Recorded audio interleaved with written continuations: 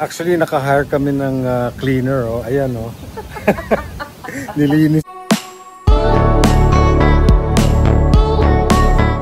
Sa ika-13th anniversary ni Dolphy, dinalaw ni Zasha Padilla ang puntod ng dating asawa, kasamang magkapatid na sina Eric Quezon at Epi Quezon.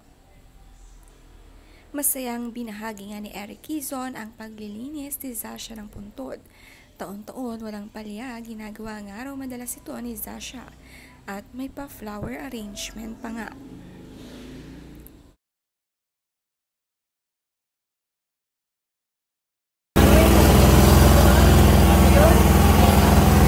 Actually, naka-hire kami ng cleaner, oh. Ayan, oh. Nilinis niya, oh. Yep.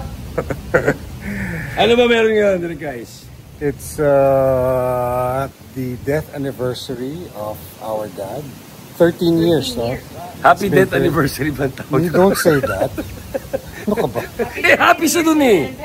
Happy in paradise. You're happy in paradise. Happy in paradise. Death anniversary. Yeah. Masaya nga at nakakabanding pa din ni Zasha ang mga anak ni Dolphy. At hanggang ngayon close pa rin sila. Hindi nga nakakalimot sa mga pinagsamahan.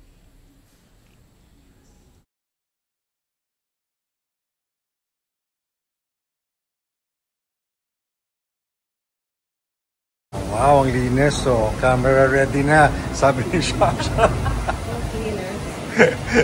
Smoothing. Kami dito. Andito siya ngayon.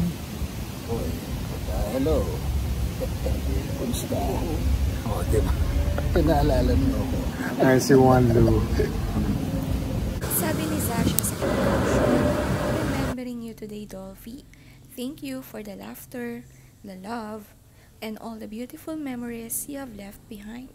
You live on in our hearts and in the joy you brought to millions."